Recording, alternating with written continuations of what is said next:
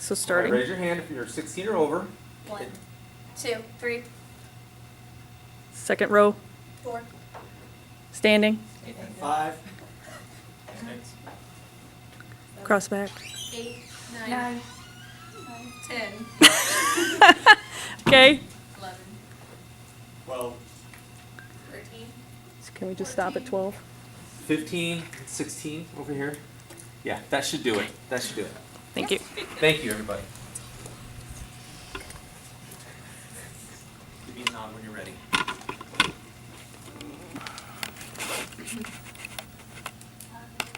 Okay. What are 3 things that you never discuss in polite company?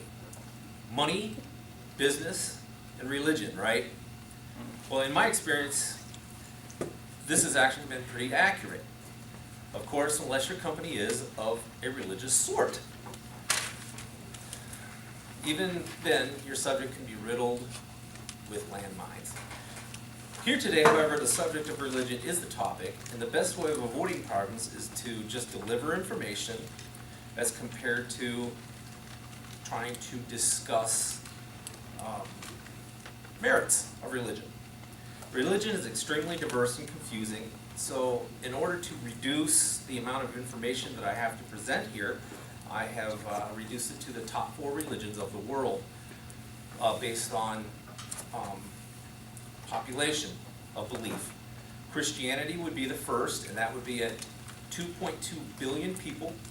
Then there would be Islam, which is 1.5 billion people. Then there would be Hinduism at 900 million, and then Buddhism at 300 million. All religions have a concept of God, except for atheism, of course, which is belief in nothingness. The first main difference of all the religions is their concept of God. Of the top 4 religions, Christianity and Islam believe in monotheism. The difference between those 2 religions would be that Christianity's God is personal, whereas Islam's is an impersonal. There's no relationship to be had. Of the other top 2 religions, of Hinduism and Buddhism, their idea of God is a supreme reality that manifests itself in many gods and goddesses. Whereas Buddhists, they have many gods that are called, now pronunciation probably isn't going to be the greatest, but it's called Bodhisattvas, Arahats, and other deities which include Tara, Kanyin, and Amida Buddha. I probably didn't do too well, but that's okay with the pronunciations. Other religions of the world not discussed here believe that God is of the self or a non-manifest, impersonal force. So, having a concept of God, what is the point to having a God? Well, that would be the afterlife. The concept of heaven and hell in the top 2 religions are the biggest point there.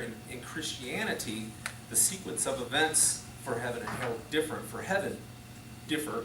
Generally, there are 2 thoughts after death. People lay dormant until a day of judgment, or people immediately move to another place. Some go to heaven or a paradise, or they go to hell, which is a place of torment. Some believe that hell is a temporary place, such as purgatory, where you earn your way out of purgatory back into heaven, or it's an eternal punishment where the decision is made at the point of death, and you either go one way or the other. Now, Islam, on the other hand, also has a heaven and hell, but in contrast to Christianity, the Islamic heaven is a physical paradise where every want or need is met just in the very nature of heaven. Whereas, in contrast to the Christian heaven, it's a physical as well as a spiritual perfecting and a relationship building with God. The other 2 religions, being Hinduism and Buddhism, they both believe in reincarnation, and it's a process of working your way into the next what's the best way of putting it? Enlightenment, to either go to perfection of some sort or annihilating of some sort, an annihilation of some sort. So, now we've talked about heaven and hell and the nature of God. What is the role that we as people play in the end game?